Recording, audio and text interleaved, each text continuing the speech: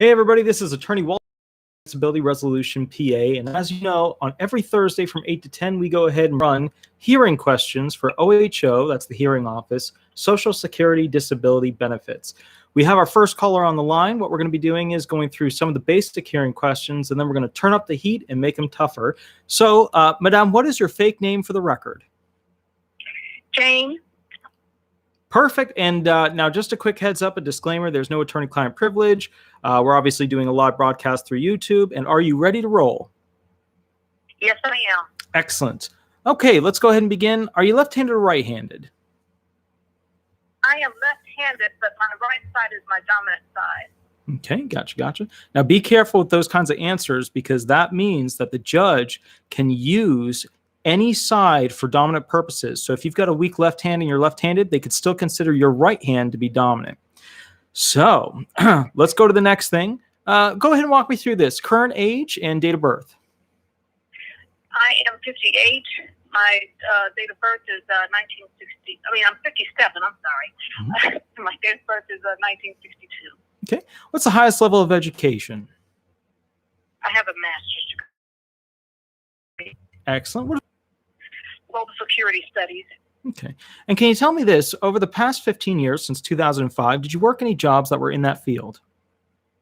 Yes, I was in the Army. Okay, excellent. And can you walk me through, what did you do with that job? I was a signals analyst as well as an intelligence analyst. Okay. And you want the details of the job or just that? Give me the physical details. Like, what did you have to lift? What were the things that you had to do in a general sense? Yeah. Okay. In a general sense, in the military, I had to do physical training just about every day, some type of training every day. And then also do my job as an intelligence analyst. The physical training was physical training in the morning, which entailed push-ups, sit-ups, run, and then sometimes we would ruck march. Ruck marching is carrying a 35-pound backpack on your back along with your weapon, and then just other mandatory required training that the Army through the via the Army doctrine. Okay, excellent.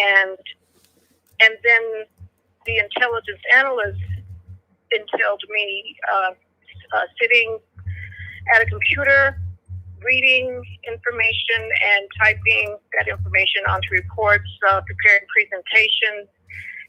It also entailed briefings, me conducting briefings and things of that nature. Okay. Now, did you work that job for the majority of time since 2005 until the present? I worked that job. Well, I retired in 2012. Mm-hmm. I spent 24 years in the military. Okay. Did you have any work thereafter, after 2012? No, I did not. Okay. So as a heads up, first thing my brain is going to is, okay, there might be a quarters of coverage problem because for SSDI benefits, you've got to have 20 quarters of coverage within the past 10 years. So do you know what your DLI is or your date last insured? The letter that I received that date last insured was December 31st, 2017. 2017. Okay, so that's a tough one. That's kind of back in the day. When did you file? When did I file? I believe in the 30th of July. I filed twice. The first time was in January of 2019, and then again in July of 2019. And the reason I filed it, the first time I filed, I did not provide them with the information that I'm a 100% disabled veteran. And then this time I did. With this most current file, I did back in July. Okay, so here's the kicker. You can go 17 months back from that date, which puts you into 2018, which means that your initial filing date is not far enough back in time to be able to attach to your SSDI benefits unless the judge is willing to give you what's called a non-mechanical application of alleged onset date, which is a bit of a stretch because we're talking more than 6, 7, 8, even 9 months to stretch back to 2017. So I did. Yeah, go ahead. I'm sorry. No, go ahead. I did file back in 2016 when I was living in Texas. I was going to school pursuing my master's at that time, but I did file, and I was denied. Mm-hmm. And this was in 2016. I don't have the exact date with me. I can get it if you need me to. So the reason I'm kind of looking at this situation worried is that after 2016, you probably didn't appeal that denial, or that claim died at some point. And if that claim died after your DLI, that means you cannot attach to your DLI, and you cannot go on SSDI benefits, but only SSI benefits. Okay. So just something to keep in mind. I would find out when you filed, when you got your last denial from the 2016 claim. I would go look at the exact date in which you filed. And you said you filed twice. So did you just keep like filing and then filing and filing and not appealing? Yes, in 2016, that was the case. I filed, like I said, I think I filed twice. I was in school, and I think, time got away from me, between going to school and, completing the assignments. Time did get away from me. Okay. And so I applied again, and I'm trying to, I think that's pretty much why. Okay, gotcha. All right. So first big thing that pops up that kind of is, inside my brain about this situation is, all right, if you had a filing and then you didn't appeal the file, or you appealed the filing in early 2019 until basically, you went to recon at a higher level and you didn't refile, then you should be okay to maybe get a non-mechanical application. But the problem is if you filed twice, like basic initial filings in 2019, right? Yes. Okay, so that means, unfortunately, you have to, all right, so write this down because this is very complex and it's not going to be fun. You're going to have to do you're going to have to reattach to the 2019 January claim by contacting the local field office, and you're going to have to basically use the 404.911 statute to extend the 60 days to go ahead and basically reattach to that date.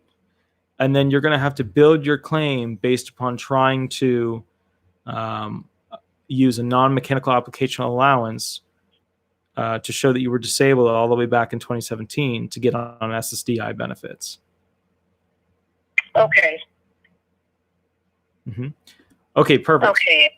So, all right. So you're gonna call me after we do this whole YouTube thing, because that's super tricky, and it's something a lot of lawyers won't even do. They won't even play with because it takes so much time and energy. But I'll kind of walk you through what the bullet points are so you can begin the process of it. Okay. Perfect. Thank you. You got it. Okay. So, Madame, let me ask you this: what are the top 3 most severe impairments that you have?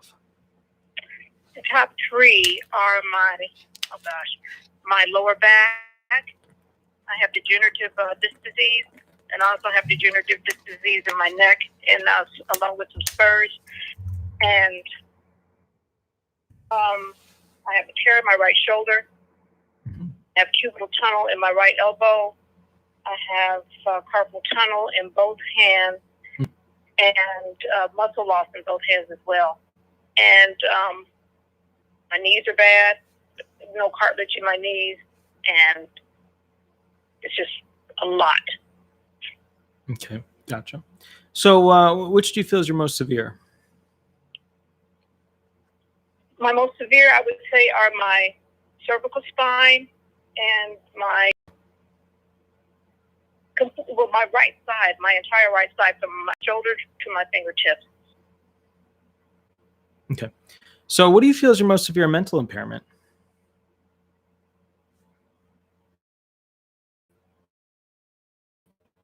A severe mental impairment? Yeah. Do you have any mental anxiety, depression, things like that, possibly PTSD? I would say no. I would say no, I don't have any of those symptoms. Okay. Walk me through this. So you have a VA 100% VPAT allowance. Write down the statute. This is what you're going to go ahead and cite to. It's I-2-1-40, subsection A. I think it's 2. I think it's 2. Subsection A2. It's either A2 or 3. What you're going to be utilizing with that is your 100% VPAT allowance, which is your percentages that add up for the VA to go ahead and show that you are in fact disabled under their system. So what percentages do you have per the VA for your most severe impairments? Let me see. I know. Give me 1 second. I'm going to go run and get that for you. Sure.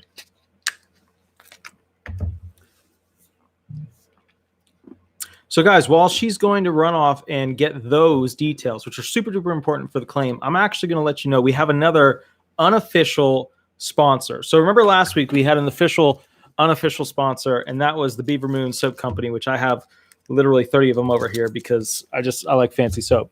The next one is basically face masks. So what we're going to be doing is I'm going to release the company information, and maybe they'll give a discount to you guys or something like that for face masks. That way you can have them during the pandemic. But bottom line is that's another unofficial sponsor. I'll give you all the company details and all of that later. But now back to the hearing. Madame, walk me through what are the percentages for the impairments? I have 40% for left upper extremity, peripheral neuropathy, and carpal tunnel syndrome. Okay. Okay. And go ahead. Yeah. 30% right elbow cubital tunnel syndrome, carpal tunnel syndrome, peripheral neuropathy. Neuropathy. Yeah. Okay. And then I have 20% for lumbar spine joint and disc disease with intervertebral disc syndrome. And then, let's see, 30% for tension headaches. Gotcha. 20% for cervical spondylosis with degenerative arthritis. Gotcha. And then, give me 1 second.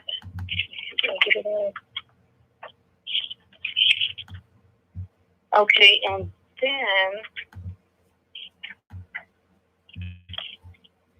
I have 20% for peripheral neuropathy Gotcha. of the right lower extremity. Okay. It's also known as sciatica.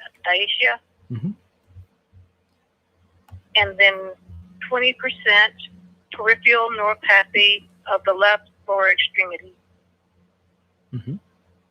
Okay. And then I have tinnitus. Okay, so the ears. Okay, good. Gotcha. Okay. So first and foremost, this is a physical only claim, which means we're only looking at basically 13 of the potential disability listing categories, not 12.0. Some of the question. Now, look, I'm going to ask this, obviously, fake name, yada, yada. Are you currently represented with an actual attorney with this filing for this claim? Yes, I am. Okay, so one of the things you're going to need to make sure that they do, which a lot of them don't do, is they're going to need to go into specific detailed questions about your hands and your inability to do functioning tasks, because it's split into two categories inside the SSA. There's gross manipulative, which is basically like grabbing something, holding something, think coffee cup. And then there's fine manipulative. Yeah, so fine manipulative is like typing on a keyboard, typing on your phone, putting like a thread through a needle, stuff like that. And I'm going to give you guys some of the questions that I ask right now out in the actual hearing so that you can hear them, and I'm going to use them on you. So right now we're going to focus on fingering, feeling, handling, reaching, grasping, holding, and turning. That's the manipulative skilled, and unskilled limitations. Okay, so first question. Madame, do your palms, fingers, or hands in general have any limitations? And if so, which hand is worse? My right hand is worse. Okay. And yes, I do have some limitations. Another thing I just want to note, a lot of the pronunciations of the diagnostic impressions, the medical impairments that you have, make sure you just watch a couple of YouTube videos on somebody talking about that impairment. That way you know how to say it in court, because it will add validity, because there's no mental claim here. There's no like, I have fog of the brain, or I can't focus, I can't remember. This is purely a physical. So make sure you know the names. You'll be able to connect with the judge on a much higher level. Perfect. Okay. So, okay, which would be more difficult for you? Repetitive typing on a keyboard, peeling a label off a piece of fruit, or pinching toothpaste out of a tube? Repetitive typing. Okay. What would be more difficult at night while picking up an object off the ground? Feeling the size, the temperature, or texture of the object on your fingertips? The size. Okay, what would be harder? Cutting an orange into 4 pieces with a knife, peeling the skin off of an orange by hand, or using a handheld peeler on the zest of an orange? I've had difficulty with peeling as well as using the handheld peeler. Now, if I handed you an orange, would it be harder to receive it at waist level, relaxed elbow level, shoulder level, or eye level? Waist level. Okay. So for the manipulative, unskilled, and skilled movements that we have discussed of the affirmed functions you could do, would you be able to do those functions repetitively over an 8-hour workday if a job required them of you? Typing, no. Okay. What about 6 hours a day? No. What about 3 hours a day? No. Okay. What do you feel in your head now? Okay, so when you gave answers, you gave classic military-based training answers, which is direct to the point, bullet points. That's the answer, which is good. Okay. But I need a little bit more. I need a sentence. And what I'm looking for here is, which would be more difficult for you? Repetitive typing on a keyboard, peeling a label off a piece of fruit, or pinching toothpaste out of a tube? You gave me the military answer, which was repetitive typing on a keyboard, and then done. Okay. Tell me about, elaborate. yeah, tell me why you get pain, what kind of pain, how long the pain lasts, and what pain medications you're using. Okay. When I am typing, my right hand, the ring finger and the small finger, they begin tingling, and there's this kind of achy, pulling sensation if I continue to type. And then after that, if I don't stop and let it subside, there is a burning sensation on with those 2 fingers, as well as on the right side of my hand, all the way down to my wrist bone. And my elbow, my right elbow, as I stated, I have cubital tunnel. There's this burning sensation I get in my right elbow because I had left it in that position too long. And then my forearm tingles, and when I try to straighten my right arm, it's very painful. There's like a burning, pulling sensation when I try to straighten and put it back, put it straight, and it's just excruciating. It hurts.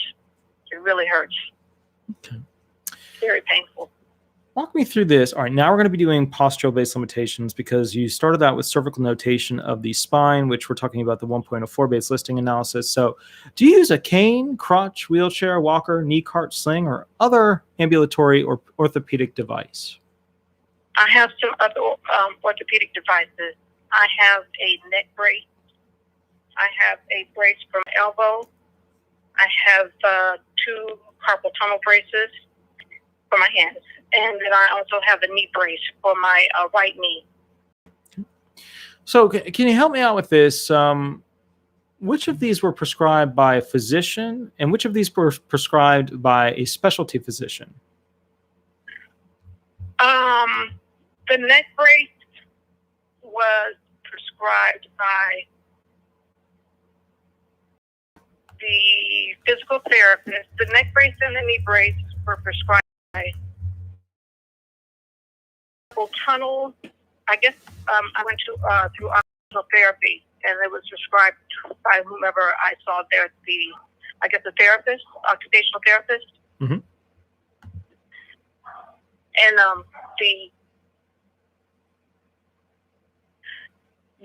I think no, you know what? Let me back up. The carpal tunnel braces were prescribed by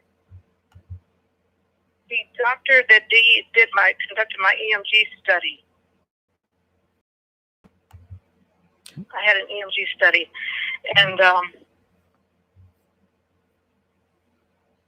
was that doctor? I'm sorry, it's been a minute. Sure.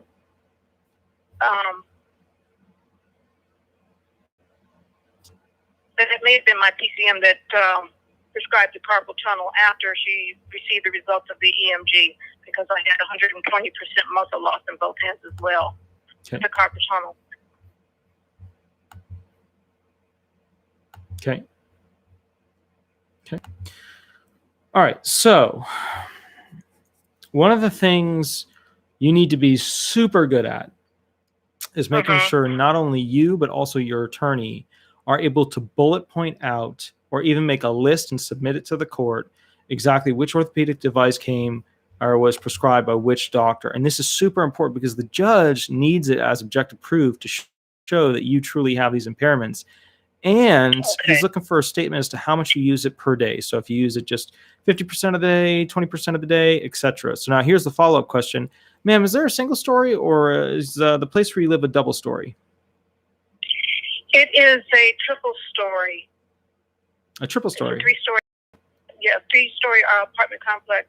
Okay, and there's an elevator that I use to, move from the bottom floor to my floor. Okay. What happens when the elevator breaks down? You have to take the stairs, and so if it's not urgent, I'll wait until the elevator is repaired. It usually takes maybe 2 to 3 hours. Okay. What about on holidays? That's usually when they break down. It hasn't broken down on a holiday, so okay. If push came to shove, I would, and I was forced to use the stairs. I would get my braids, use the stairs. It take me about. It would take a few minutes for me to get down the stairs because of my knees. But you could do it, right? You could climb three sets of stairs. If I had to, if it was a dire situation, yes. Anybody can do anything in a dire situation, but yes. Okay. So would you utilize a cane while doing that? Do you have a single prong, 4-prong cane? I would utilize my knee brace, and I would utilize the banister rail. Okay. How about somebody that's going to be there to hold you on the other side? If there was a neighbor handy, yes. Perfect. Okay, so let me ask you this. How many flights of stairs could you normally climb if it weren't an emergency and you still had to climb up them?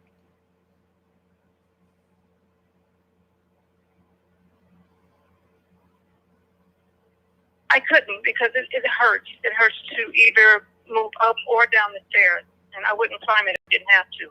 Okay, gotcha. Okay.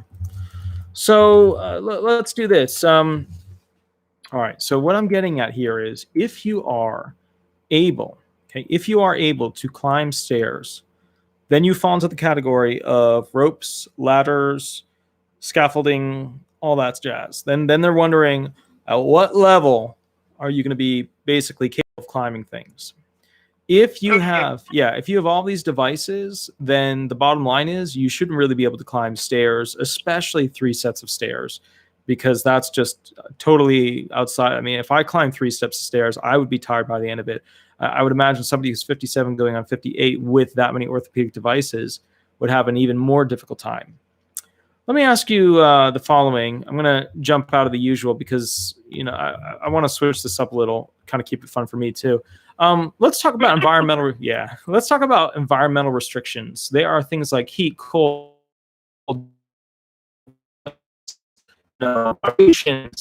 pulmonary irritation. Is there anything in the environment that causes your impairments to become more severe or limit you further?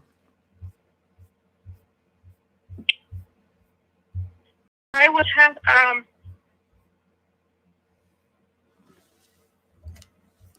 no, not that I can think of at the top of my head, no. Okay, so what about vibrations? You don't feel any problems in your back? You don't have issues when you're driving?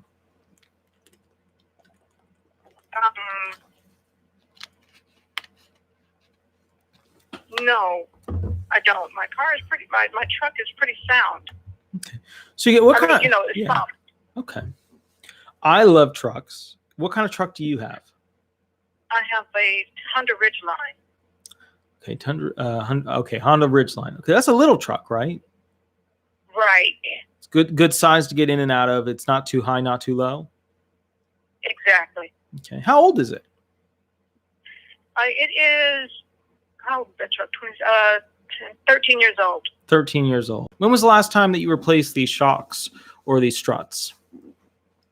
Oh, that's a good question. Let me think. I want to say maybe 2017. Okay, Trying 2017. to think. I think maybe 2017. Okay. So basically what I'm getting at here is a situation of, I'm getting at how you would have your ability to get in and out of the vehicle, how long you could sit in the vehicle for an extended period while driving. I'm getting at, okay, what happens with bumps? It's an older vehicle. It is an older vehicle. Ergo, how are the struts? If they're that young, then you're not going to have a lot of vibrations in the vehicle. So when you travel, when was the last time you were out of the state?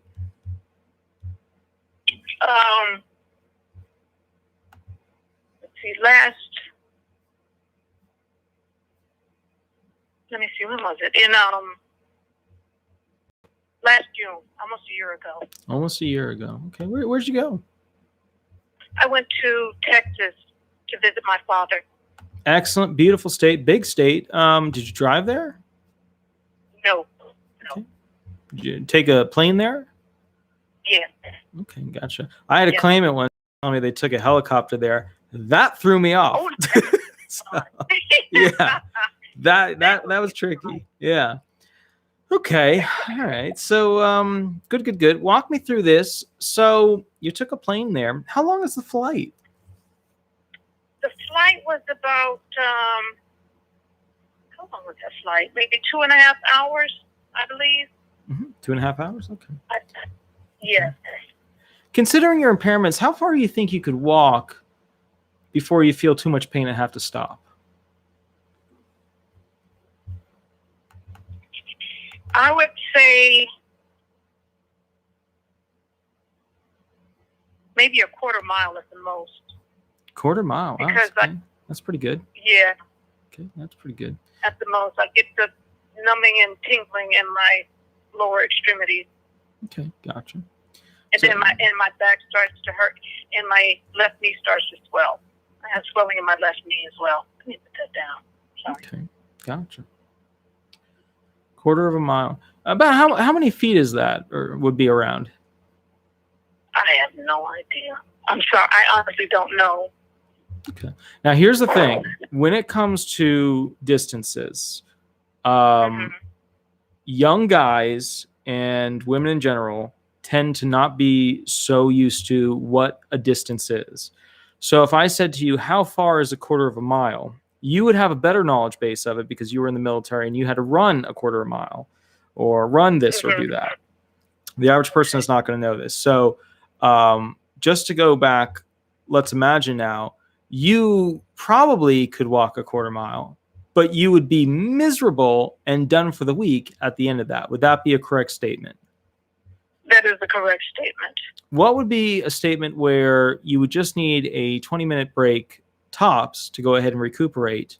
What is the distance that would only require that amount of time?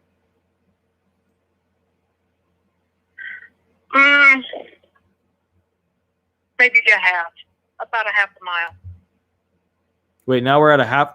Now we're at a half a mile. Okay, maybe I've been.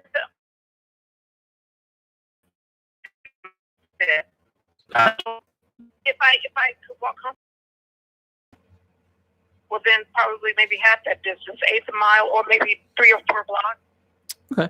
So let's take the word mile out of your testimony, Okay. because that word makes me scream, shrivel up, and cry on the inside. Yeah.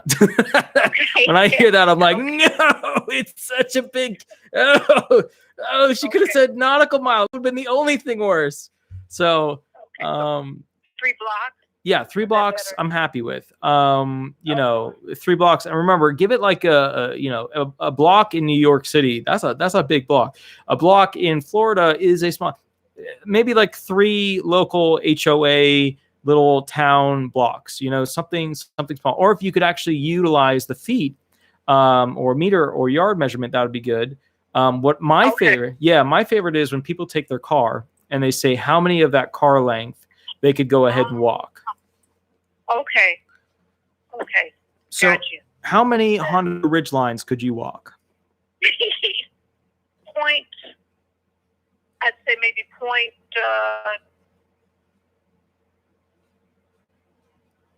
0.2. 0.2? Oh, Mm-hmm. okay. All right. So now let's go ahead and skip off of the distance. How long could you stand before you'd have to sit down due to the pain? I could stand for, I think, maybe 10 to 12 minutes. 10 to 12 minutes? Okay, gotcha. What happens after 10 to 12 minutes? I experience pain in my lower back. It feels like this grinding sensation, and it also feels like if there was someone pressing the top of my head, and that sensation is radiating to my lower back. It feels like there's pressure. Okay. Like there is a pressure, pain, and the grinding of my disc. Okay, gotcha. Okay, so walk me through this. You have this pain. How long do you think you could sit before you'd have to stand up and or lay down?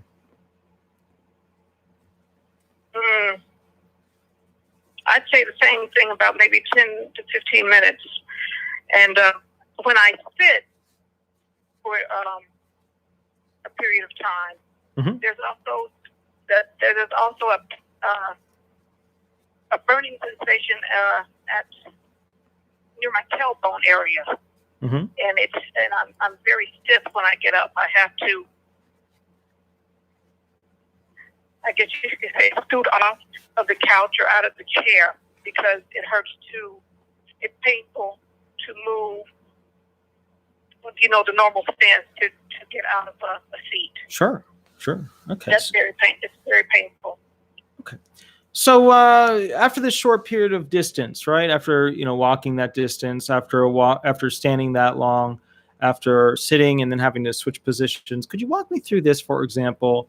Would you be able to go ahead and rest and then repeat that function, be able to sit that long, stand that long, or walk that far?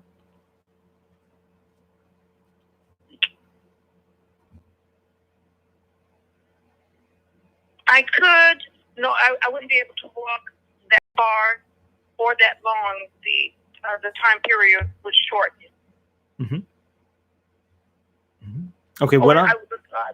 Okay. What I'm getting at there is, okay, if she cannot do this repetitively over an 8-hour workday, then she can only do this maybe part-time work, in which case she's not going to equate to SGA, which is one of the elemental requirements.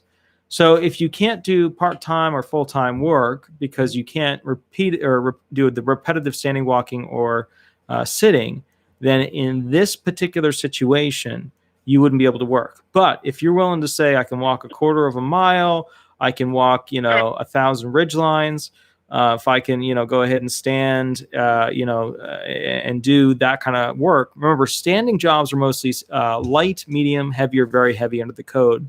Sedentary jobs require 6 out of 8 sitting and then 2 out of 8 standing. I'm going to ask you a tough question, and because and keep in mind, I'm beating you up more than the average judge is going to beat you up, unless you have the softest, nicest pillow in the world, and it made me feel incredible. It was just a very contrasty, one kind of really beat me up and beat the claimant up, And, you know, it was just grandstanding. And then the other one was like, okay, well, let's make this the best claim we can. It was just a very different, you know, stylistic approach. All right, so let's go into this real quick. I am officially now hiring. I'm hiring for a security job. With your background and clearances, you would be excellent for it. This job is going to essentially require you to go ahead and you're going to be sitting for about 6 to 8 hours watching a computer screen which has multiple monitors inside the screen that are security cameras that are live. And then for 2 out of those 8 hours, you're going to be walking a total of 100 meters from point A, which point you will have a total of 7 stops where you'll have to take an ID badge from your belt side or your belt level and go ahead and take your arm and then place it into the upper right-hand corner of a door frame. You'll have 7 locations to do in 2 hours, 100 yards. And the bottom line is you'll have to do this job, obviously, full-time, 9 to 5. Why would you have difficulty with this job? Or would you? Yes, I would have difficulty doing that job. Walking that distance would aggravate my lower back. As I stated, I have degenerative disc disease. And then you mentioned something about reaching. Is that what you said as well? I'm sorry. Mm-hmm. Yep. So you're going to be using your ID badge. You're going to go ahead and take it from your belt at that level. You're going to go ahead and push it all the way up into the upper right-hand or left-hand corner of a door frame, which will have a sensor to acknowledge that you have reached the checkpoint. Okay. Reaching is a problem because I have a tear in my right shoulder. I cannot reach above my head. And darn, what else was it? I'm sorry. It's okay. Sometimes I can't recall I can't recall everything. Now, if I were a tough judge, I would immediately said, well, didn't you say that you were left-hand dominant, but that you had the capacity to use your right side? Yeah, I am left-hand. No, I'm right. My right side is my dominant side. I am left-handed, but my right side is my dominant side. Okay. And that's the side I have the most issues with. Okay. So that's the reason why I would, right there, that whole left-hand, right-hand thing, I would capitalize. If I were a mean judge, I would capitalize on that situation. But all right. Mm-hmm. So tell me this. We're going to go over the job again. You're going to be sitting in a chair watching a security monitor for 6 out of 8 hours. You're going to be walking 100 yards, ID badge into the upper right-hand or left-hand corner of door frame for 2 out of 8 hours. Okay. Sitting would be an issue, as I stated, my lower back and my tailbone. Mm-hmm. It would be extremely painful. Mm-hmm. And walking 100 yards, mm-hmm. That as well. I'm just sitting in my chair in order to get my little doggy into my lap because he's just very displeased that he's not getting doggy treats right now. He'll make it, though. It's questionable, but he'll make it. So. All right. If I were to approach this question with your impairments, what I would have said is, well, first off, I can't sit for 6 hours. I can't even sit for 20 minutes. And there's no way that I can focus on one screen, let alone multiple screens. I also have difficulty because of the impairments that I have and the tinnitus with keeping focus on period. Also, you have to keep in mind that I have difficulty with typing. So if I have to enter in commands or utilize something like a mouse, I would have a hard time clicking smaller buttons relevant to tiny screens that are on that larger monitor. Also, I'd have a hard time because if this turns into a job where I have to interact with others, I'm often having a difficult time with my emotional state. So if I have, oh yeah, no, it goes on. I mean, like, trust me, and that's the thing. If you gave a perfect answer, if you gave like an answer like that, it might be a problem because that's just too right on. That goes through each and every element. Let's talk about the standing part. I obviously can't walk 100 yards. I cannot go ahead and hold on to an ID badge. I cannot lift an ID badge upward and go ahead and move it into the upper right-hand or left-hand door frame. The pain that I would have from that is basically in multiple locations. So then I would outline the types of pain. I would outline the types of medications that you're currently taking for pain and how they're not working. I'd go into basically, when you're on this, if something were to occur, or you had to interact with somebody, or you had to chase somebody down, or you had to stop somebody, or you had to even report something that was on your belt, or maybe on your shoulder when moving your arm using a radio. These would all be functions that would be too difficult for you to go ahead and do. So let's try it again. Madame, tell me, why would you have a tough time doing a security job where you sat in front of a computer monitor for 6 out of 8, and then for 2 out of 8 hours, you're walking 100 yards, ID badge into the upper corners of a door? Okay. Well, as I stated, my lower back I have issues with my lower back. I can't, number one, I can't sit for 6 hours. I can't utilize the computer.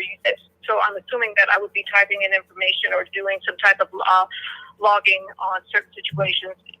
I cannot type because of my hands, and reaching is very painful as well. I have issues with that. It's very painful, and I can't do that. As far as the walking any distance is pretty much excruciating.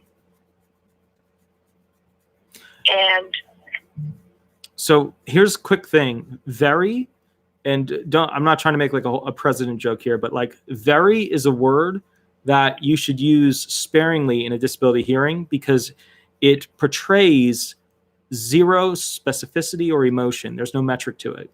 So if I'm like, hey, you're a great claimant. You're a very, very great claimant. You're the very best claimant I could ever imagine. Very awesome. Okay. It doesn't describe, so tell me, what did you mean by very bad pain? The pain is sharp. It is a very, it's a deep, sharp, sudden pain, and it's extremely painful. Okay. It's extremely painful. What does extremely mean?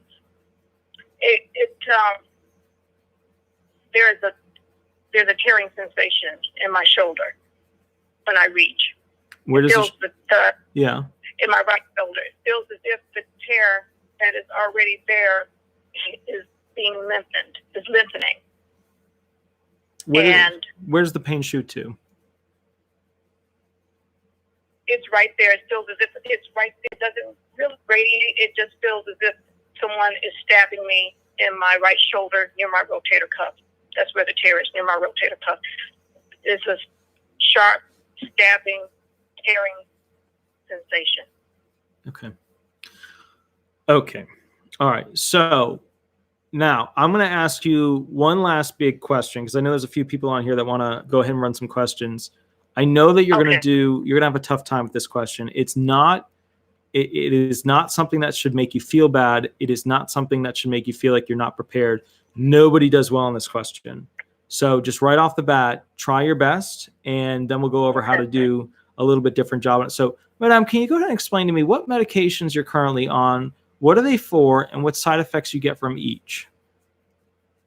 Okay, I am currently using diclofenac sodium topical gel for my neck and my upper back. I use it for my right shoulder. I rub it on my right. It's a topical gel, like I stated, for my right shoulder. I have an inhaler. I have asthma, and I have ibuprofen that I take when the pain becomes too unbearable. I was on meloxicam, but I'm else because it made me feel lethargic. And then I also take iron supplements, vitamin D supplements. I receive B12 injections on a monthly basis. Okay. So, do any of these medications limit your ability to be out in the sun?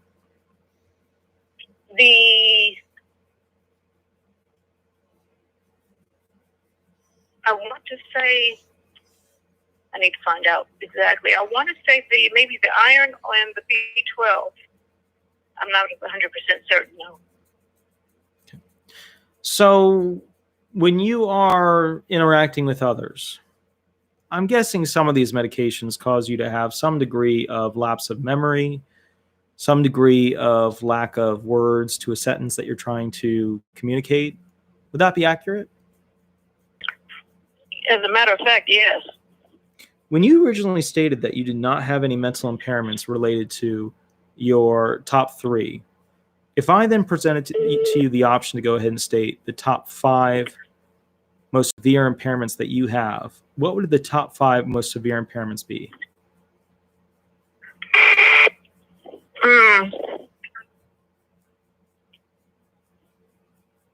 I would say anxiety. Okay.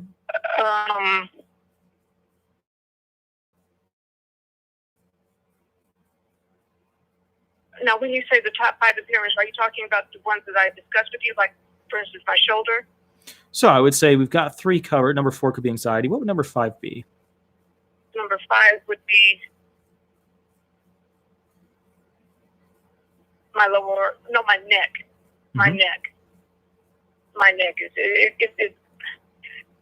my neck is so, it hurts every single day. When I get up during the day, I am constantly, it's on my mind, and it hurts. It hurts so much. And when I sleep, it disturbs my sleep, and it's just excruciatingly painful, my neck.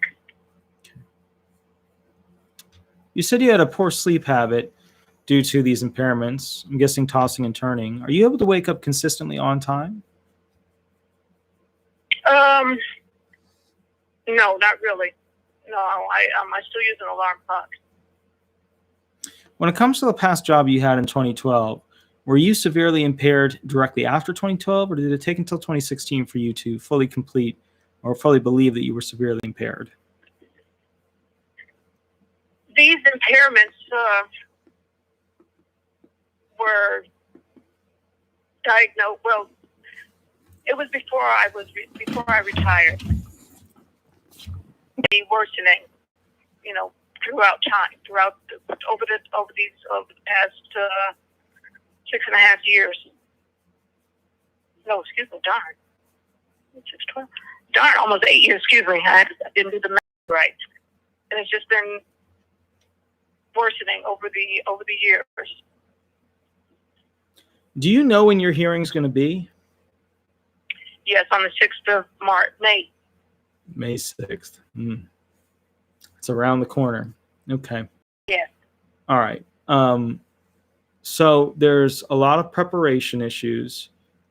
You need to make a list of all the medications, what they're for, what their side effects are, review videos to see how they're pronounced. Okay. Top 5 impairments, then make a longer list of all the auxiliary impairments that cause you to have an inability to do the job you once did.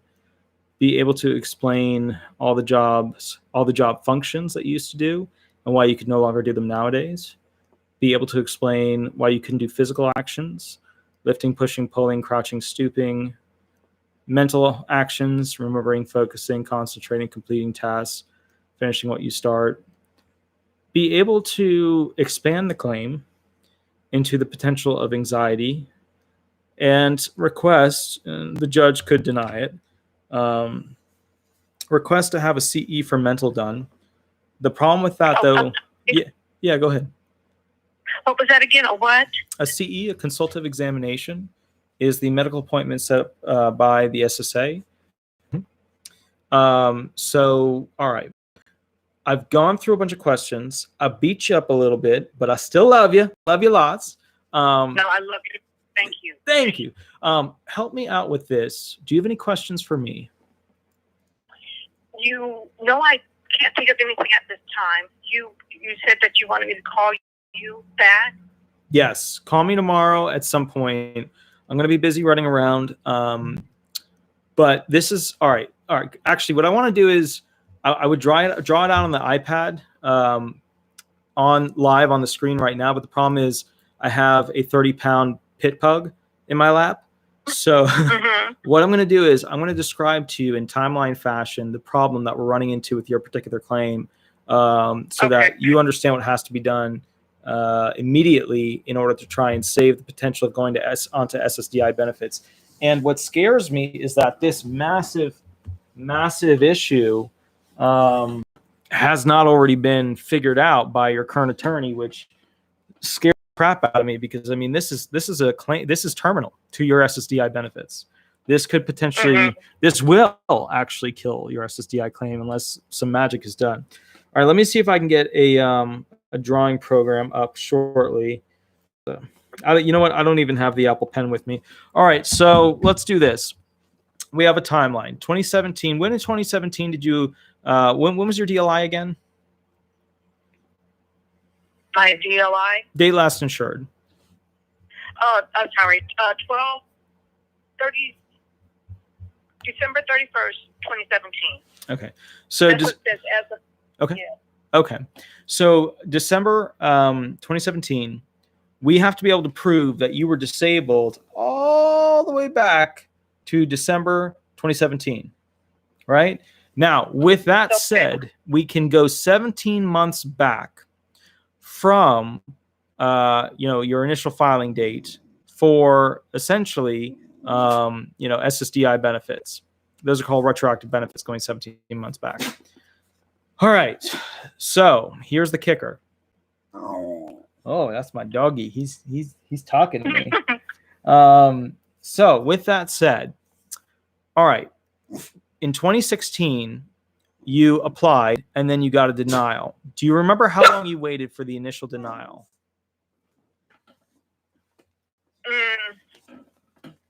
No, I honestly don't. Okay. Was it like 7 months? Was it like 10 months? Was it 12 months? Was it a year? Was it 2 years? If I had to say, maybe 4 to 5 months. 4 to 5 months. Okay. And do you remember, was the middle, around when did you file in 2016? Oh my gosh. Any holidays you filed around?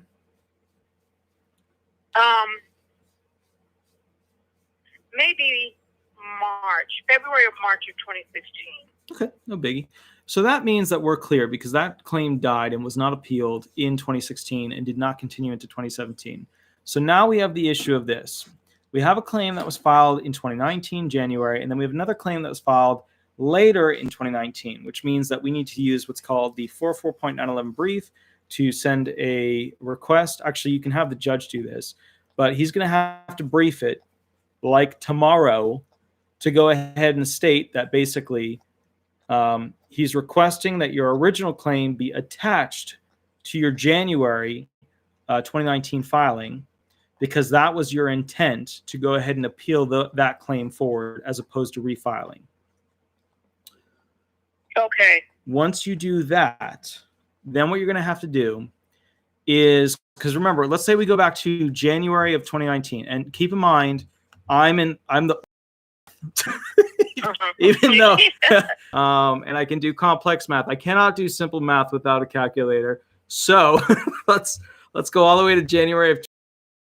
Let's count it back. 1, 2, 3, 4, 5, 6, 7, 8, 9, 10, 11, 12, 13, 14, 15, 16, 17. That puts us in July of 2018, which is a problem, because then we're a year away still from 27. Or no, that means we're 1, 2, 3, 4, 5, 6. That's doable. 7 months away. We're 7 months away, non-mechanical application. Do you have good medical evidence in 2017? Yeah, but of these issues that I have? Yes. Yes, I do. Did you have the orthopedic devices in 2017? Yes, I did. All right. Oh my God. All right. You have a hearing around the corner. When I say around the corner, I mean like it's in the same room that you're standing in right now. And right. You're going to have to fix this all before it goes to a hearing, because if they come back and rule without this thing fixed, then you will be barred from it coming up in the future. Which means you will not get SSDI benefits ever.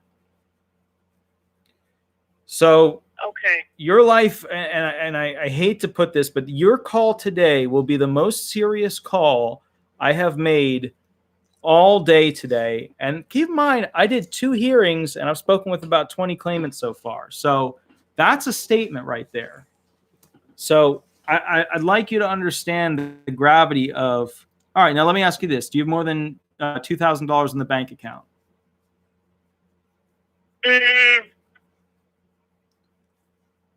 It's around there? Right now, yes. Okay. Did you have more than $2,000 in the bank account for most of the time that you were applying since 2019? Okay, when you ask this question, is this before or after bills are paid? Wait. Say it again, the last part again? I said, this question, is it before or after all bills and rent are paid? Oh, okay, so this is a monthly gig. What we're talking about here is that's before bills get paid. At any point during the month, did you have more than $2,000 in the bank account? Yes. The answer is, of course, yes, because you're getting VA benefits. Right. So, okay. And keep in mind, if I can come up with that quickly, then a judge who's been doing this for 50 years is going to be able to come up with that pretty quickly. Mm-hmm. All right, so now we got a problem.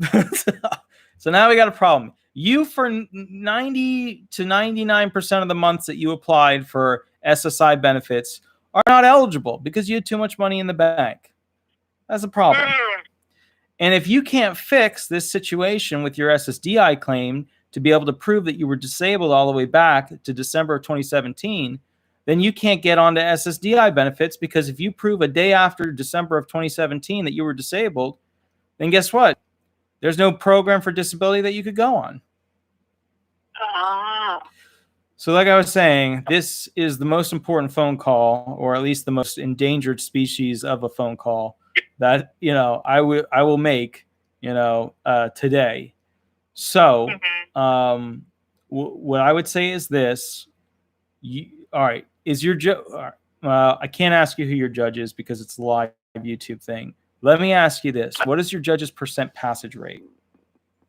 Hold on. I have that. I think I still have it right here. Give me 1 second. Which geographic region are you? Just the state, not the county. California. Okay, gotcha. Darn, I had that up. Here we go.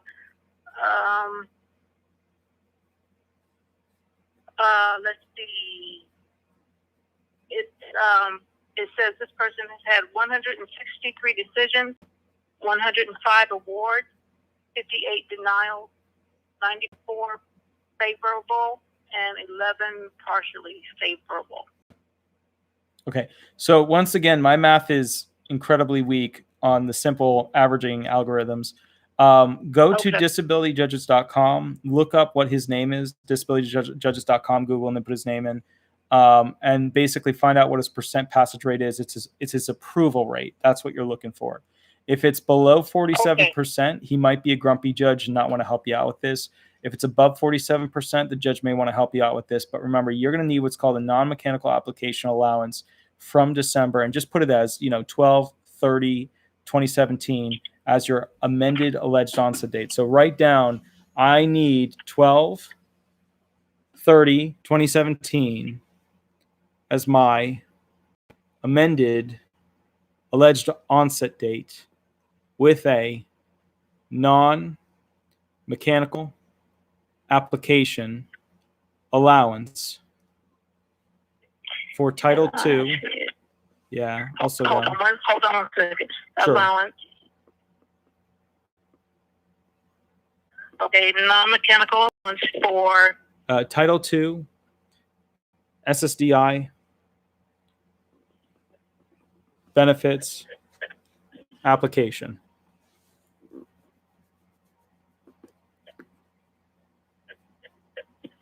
Okay. What was the alleged part again? Alleged date. Alleged onset date. Alleged onset. Yeah. So we're amending the alleged onset date. The alleged onset date is the date you're claiming you became impaired. You have to impair the day before or the day of your DLI that you became impaired, which is December 30th or 31st. You get to choose. It doesn't really matter. Of 2017. And that was that form you said I needed to fill out, the 4-point something. I have it in my notes somewhere. What was that? Darn it, where is it? The 4. Where is it? Now I know I wrote it down.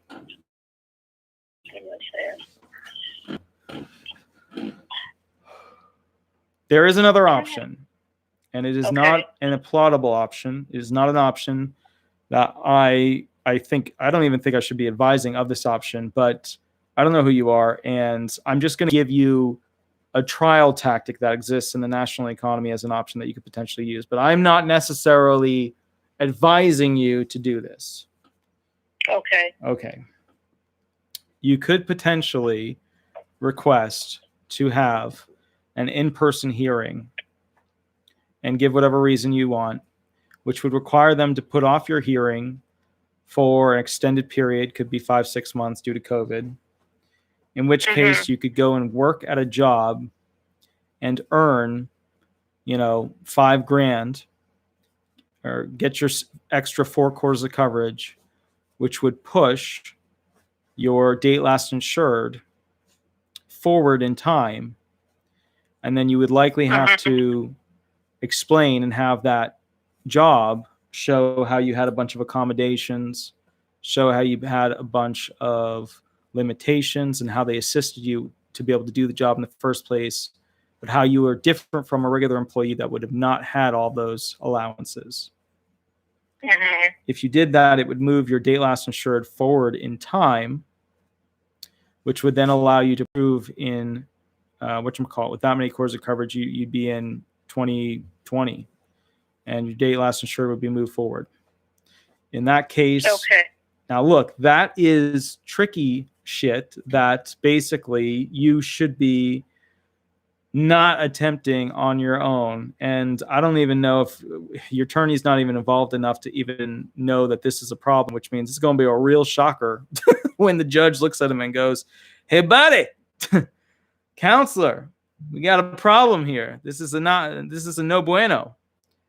So, oh yeah, you're right. I can't say certain words. The bottom line is, you have to keep in mind that bottom line, and I cannot advise you do this unless it is a situation in which case you don't have counsel, or you can't do a telephonic hearing, or there's some reason why you can't do this hearing and you have to have an in-person hearing.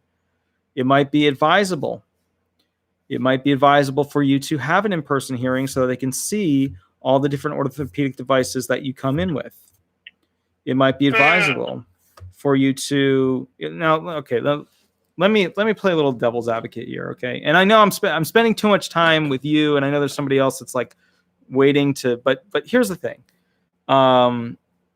You're married, right? You have a husband? No, I'm divorced. You're divorced. Okay, gotcha. Okay. So, but you have a check coming in to be able to pay for your general upkeep, right?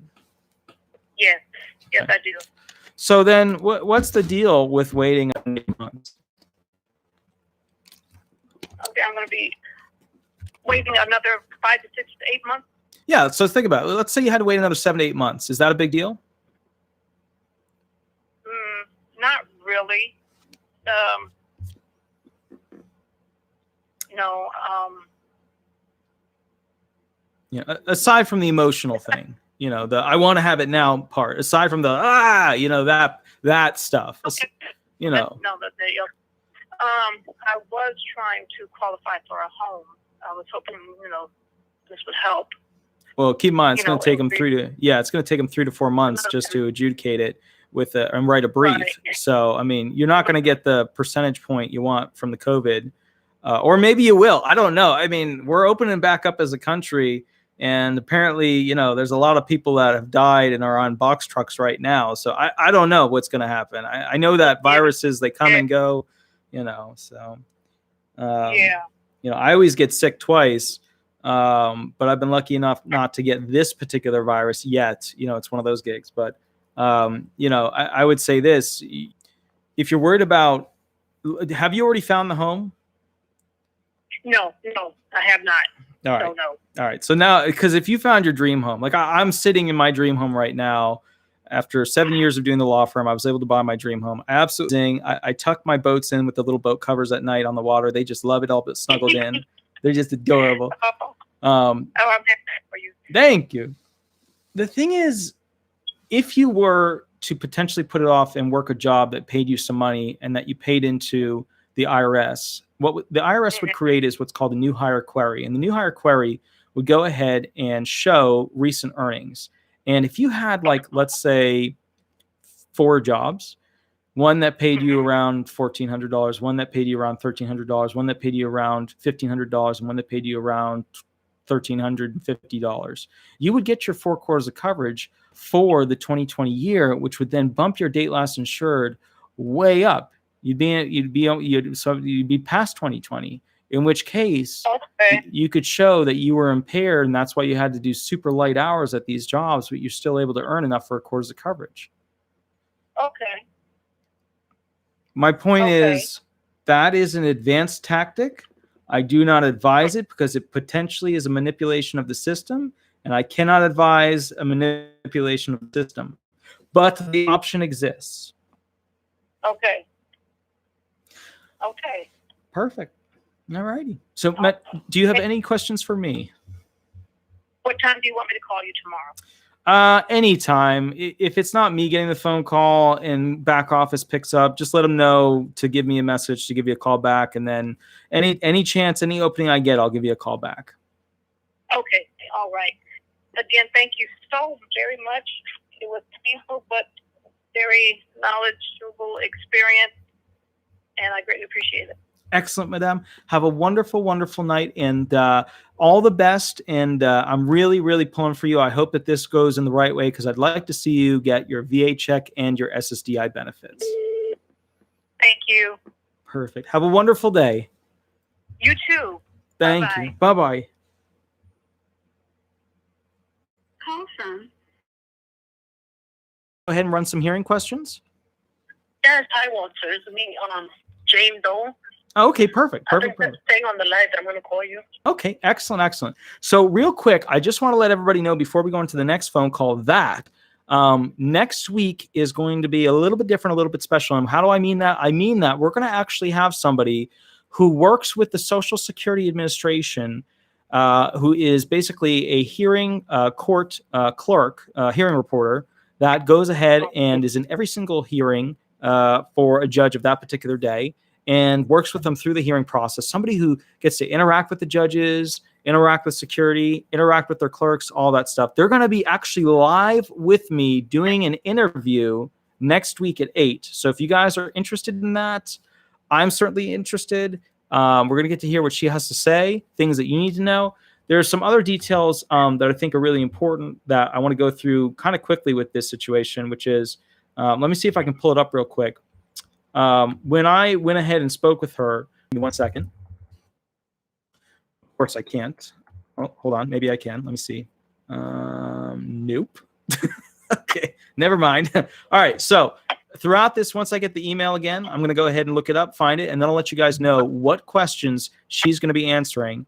And then at that point, you guys can actually have an SSA-related individual talking to you and explaining things. Now, as weeks go forward, we're going to have more people, more claimants that have already been found disabled giving interviews, other SSA-related people, could be a security guard, all those details, and let you guys experience them and hear what they have to say. So other than that, madam, are you ready to go ahead and begin the hearing? Go ahead and state your full name, your fake name for the record. My name is Jane Doe. Are you left-handed or right-handed? Right-handed. Date of birth and current age? My age is 36, and my birthday is December 24th. So you said 36, is that correct? 36, yes. 36, okay, excellent. Now, help me out with this. What are your top 5 most severe impairments? Depression, anxiety, I have agoraphobia, I have asthma, and I'm obese, and I have back pain. Okay. Back pain is due to the obesity or something else? I think so, yeah. And also the depression, too. Okay. All right. What's worse, because, agoraphobia kind of, it's like anxiety. So what's worse, the anxiety or the depression? The anxiety. Okay. So let me ask you this. All right. Now, normally I would go with a different set of questions, but since we're doing this and I want to get right to it, let's go right into the anxiety-based questions. So how would you define your anxiety? What happens? Oh my God. Well, back in 2012, my mother died, right? And I was working at this time. So I took a few weeks off when she died, right? Mm-hmm. But then, like, all of a sudden, one day, I woke up and I just couldn't leave my house. Mm-hmm. And that's how it started.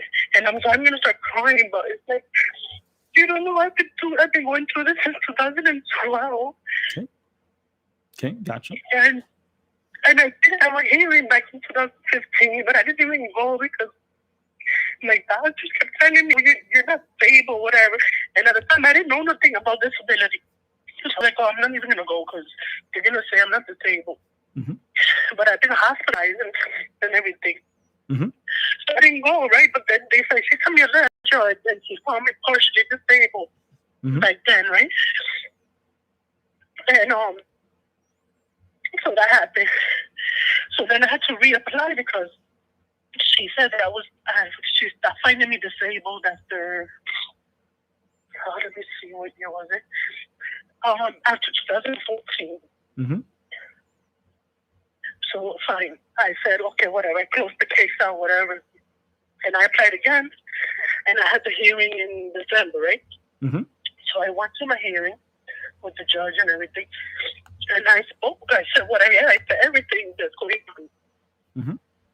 And I remember that the judge told the lawyer that she wants my records from, I think it was 2017. Mm-hmm. Sure. Or 2018, I don't know. I think she only had 2019 in front of her in 2020, I guess. Mm-hmm. So then, so she said, I'm going to keep the record open until January so you can send me the records. And I haven't heard from my lawyer ever since that day. So I don't know if my lawyer sent the records or not. But I have a feeling she doesn't want to send those records. Maybe those records say that I'm not disabled or something. Okay. So then the lawyer sent me a letter in March 25th saying that she's still waiting for the record and that if she doesn't receive the record in 15 days, that she's going to make a decision. But I haven't heard nothing ever since. Okay. So, all right. Look, here's the thing. How do I phrase this? When I went 4 years ago, I was the attorney who was one of the guys fighting this whole get the record super cheap.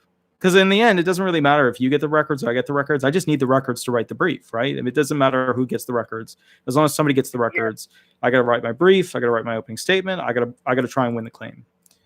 Tomorrow. She had that. She said her thing.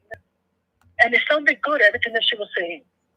But I guess the judges wanted the previous year because that's what my new claim is stating that I'm disabled since 2017 going forward now. So that's why she wanted 2017. She only had, I think, 2018 or 2019 in front of her, the judge. Okay. So one of the things that the judges usually like about what I do, and some of the judges are pissed off about it, is I buy records back to 2010. So, and some of them are like, I don't want to see all that going back in time. And my response to that is, if you don't like it on TV, you don't have to watch the channel. You can click to the next channel. You can just go to the next file. They're all labeled. They all have the dates. Tomorrow at some point, call into my law firm. I'm going to give you what's called a patient-directed letter. You're going to go ahead and fill it out, send it to the facility, and then basically 3 days after you send it, you're going to call them every single day and ask them for an update on the sending of those records. Upon you receiving the records, you're going to go ahead and submit them to the attorney or the hearing office. In the meantime, while this is going on, you're going to call the hearing office and you're going to get their fax number, and you're going to fax them a simple letter that says it's going to take you longer than 15 days to obtain these records, but that you are currently working on obtaining these records. Okay, that will toll the judge's 15. Then I'll give you the patient-directed letter. You'll send that into them, and then they have to respond within 30 days with the records to you in digital format, whether it's emailed to you, it's on a website for you to download, or they mail you basically a jump drive or a CD or a DVD or whatever with it on it. Okay. Okay. So don't worry. Can I ask you a question? Do you think I should just ask my psychiatrist that I'm looking for these records to see what they say? I mean, do you know the person that they're trying to get the records from? I know the clinic because I go there every week. Yeah, I would do that. And I would also submit to them this patient directed letter. That way you basically have a federal request submitted to them so that it's not just you going, hey, can you go ahead and send it? It's you going, hey, here's a federal request. You have 30 days. That way they have to get it to you within that time. I remember the judge said something like that. She said that because I said my doctors are very hard to give you any paperwork. They don't want to, they don't want to work with me, So she said, if I have to summon them to give me the record, I will. So there's two things that the judges send out. God, I'm really bad at doing hearing questions with people because then it just talks about how to fix the claim. So there's two things that the judges hand out. There's an 827 and then there's a subpoena. The 827 is a HIPAA request on behalf of the SSA where they pay anywhere from $14 to $26 depending on which form they send out. So it's a HIPAA request 827. You can look it up just at Google SSA 827 and boom, you'll see it. You've already filled out a couple, I'm sure. The other option is a subpoena. One thing you guys should know about Social Security disability judges is that when it comes to subpoenas, they don't really have any backbone power to them. And they don't usually exercise said backbone power. So what that means is that they can subpoena things, but they usually won't go after them thereafter unless it's an angry judge. And you have to work with the judge to show the judge why the judge should be angry, in which case the judge will have the head of that medical facility come down on a particular date or they will hold them in contempt. So, so that's what happens if the 827 fails, then it goes to a subpoena. All right, so let me explain a bigger picture. Before the hearing, the attorney has to submit all the documents within the 5-10-day rule. Within 10 days before the hearing, they have to notify the judge if they're having a hard time with the medical facility and whether or not they need them to subpoena it. That was a terrible crap rule. When they made that, they weren't thinking.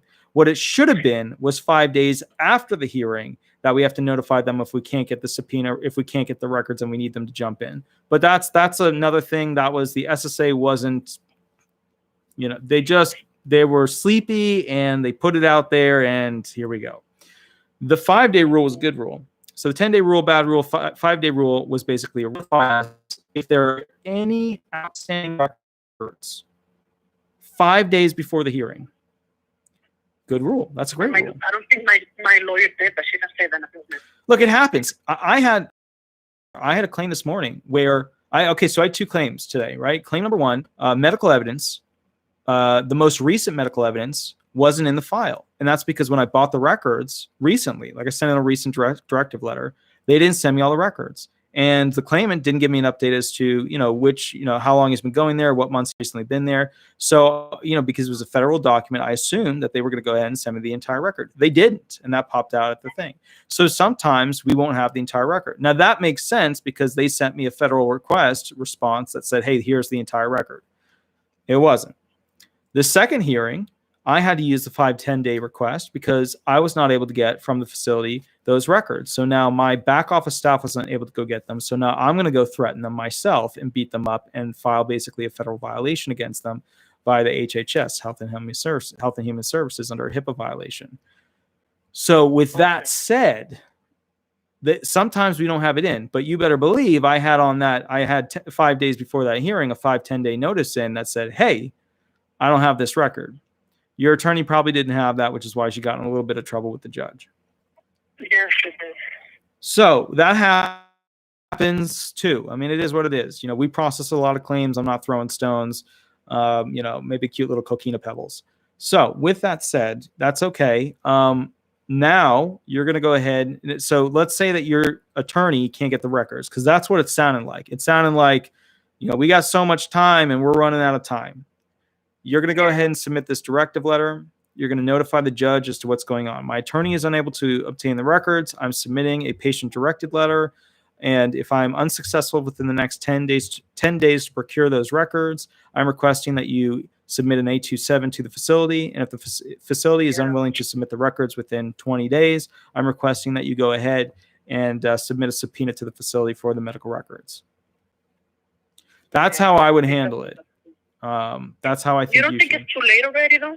Sorry to interrupt you. You don't think it's too late? Because she sent me this letter in March 25th. No, it's not too late if you do it tomorrow. If you do it... You think I should call the hearing office? Yeah. Yeah. And tell them please give her this message for me. Well, you're not going to be able to tell her because the clerk is going to be like, okay, we'll put it in writing. But the point is, get their fax number so that you can fax them something in writing immediately. Immediately.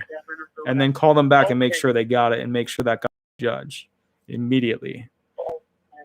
I was thinking, let me just leave it like that because maybe there was a reason why my lawyer didn't want to send those papers. Yeah, it's called laziness.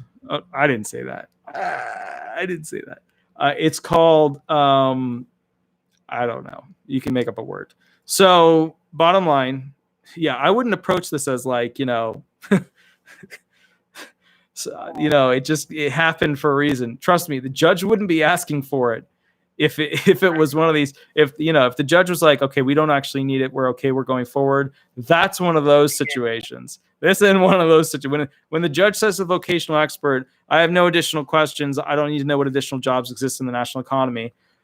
That's one of those situations where you shut up and sit there and go, something good is happening here. But what you're having right now is something that needs to be fixed. If you don't fix it, then it could be the reason for your denial. I know, that's what I'm thinking.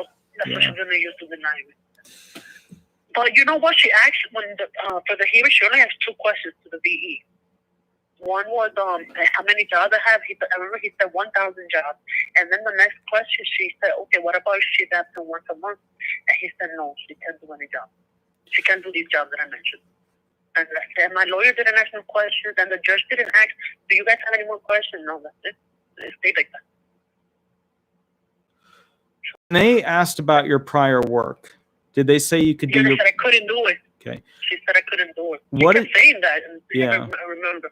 What additional jobs did they say that you could potentially do? They said kitchen helper. Well, they said 2 more. So what 3 jobs did they give? Kitchen helper and what else? Oh, I don't remember. I don't remember kitchen helper. Something in the kitchen. Ask the court when you call them for a copy of the disc that has the audio, or asked from the vocational expert or from the judge to the vocational expert. 2? She only asked 2 questions. All right, so that's not a great sign, because if they said, look, they found hypo 1 was that you could clearly do those 3 jobs, and then hypo 2 was, well, if she's off, can only go 1 day, or she's off task 11%, can she still do the job? That's not a good sign. That's a judge leaning towards denial. So if the judge was asking about these 2017 records, it's probably going to make or break your claim. Okay. So I'm going to give them a call tomorrow. Start working on this tomorrow. Yeah, give them a call tomorrow, check in with them, see what basically, you can go ahead and do and get those records rolling. Give me a call, I'll send you that PDF so that you can go ahead and fill it out and send it to that facility. And keep in mind, I don't know who you are, and I can only give you a second opinion. And when I send you this PDF, it is in no way me trying to represent you by stepping on the toes of the other attorney. I'm not trying to do that. Yeah, yada, yada. So, all right. All right, let's run a few more questions, see how you do. So help me out with this. What was the last job? The government, and I worked there for 11 years. And that was the job I left in 2012, and I haven't worked since 2012. But I've been in therapy since 2012. Okay. So this is most likely an SSI only claim. Do you know what your date last insured was? No, but they put down on my second claim is 2017 going forward. Okay, interesting.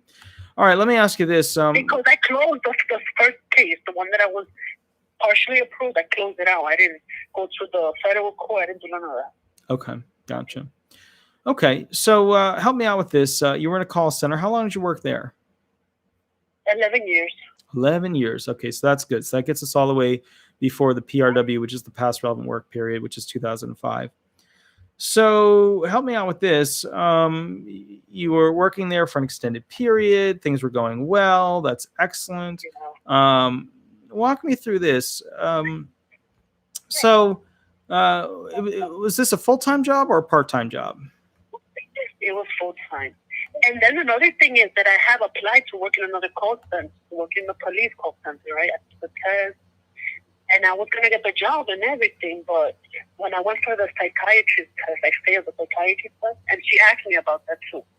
She said, the judge said, why didn't you take the 911 test? And I said, because I failed the psychiatry test. Mm-hmm. And she said, why would you want to work in a 911 environment? Isn't that stressful? I said, yes, it is stressful, but I just want to help people. Sure. And she just looked at me like, I don't know, gave me a weird look. Okay. So have you worked any little part-time jobs since 2012? No. I'm a stay-at-home mother right now. Help me out with this. When you were working there, were you a top employee? Did you win any awards, anything like that? No, I was just an operator. As you were an operator, walk me through what would a regular phone call be like? People that they have questions about, like, where do they pay parking tickets? What court they have to go to for any city government related questions that you have. Like, when is the sanitation going to pick up my trash? Mm-hmm. Or if people are calling that I have no heat or hot water in the apartment, I have to take a complaint. Mm-hmm. Any government related. So you have mental impairments nowadays, correct? I'm sorry? You have mental impairments nowadays, right? Anxiety, things like that? Yeah. Okay. Yes. So this anxiety that you have, when did that start to become severe? In 2012, when I couldn't leave my house anymore, and I just quit my job. Okay. So in 2012, who's been supporting you since 2012? I get child support from my kid's father, and I was on child support and full time. Okay. So you're receiving these benefits. That's helped to keep you afloat. What health insurance do you have? Medicaid. Okay. And you have that because of the children, correct? Yes. How often are you in a mental facility receiving treatment for your anxiety, depression, and things like that? Every week, and I was all week. Okay. Well, I couldn't make it really every week because, of course, I have many days that I just cannot leave the house. And that's the problem I'm having with my clinic, that they don't want to hear that. They just want me to come in every week to get therapy. And what else? What was you saying? What was the question? So what I'm looking for is how often you're going in for mental treatment. If it's around every week or every week. Yeah, that's really good. That's a really, really strong. Do you know what they're saying in their records? Have you reviewed what they were saying? No, but you know that I have the disc of all my records, and I haven't looked at it because I don't have a computer. What about going to the library? I know. But if I don't leave my house, that's the problem. Okay. So one of the big things I would have somebody do is go to the library, print it out, and see what records they actually have. Because what's concerning me is that you might not have more than just those records missing from what's on that computer disk, which would suck. That would super suck. So the problem that we're facing here is that if you don't have a complete record and you go through this hearing, because your claim was presented by an attorney, there's no reason why you didn't have a complete record. And if you don't have a full and complete record when you go to appeals counsel, they're going to try and limit the documents that you can have going forward. So, she also asked me, she asked me, when was the last time I was in the hospital? And I was in the hospital when was it?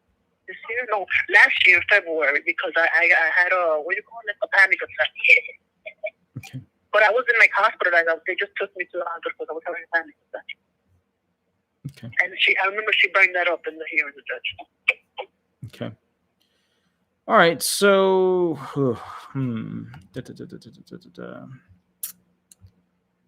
all right. What I'm seeing with this claim, All right. Now, all right. So I'm going to ask you 4 hard questions. We're going to see how well you do with it.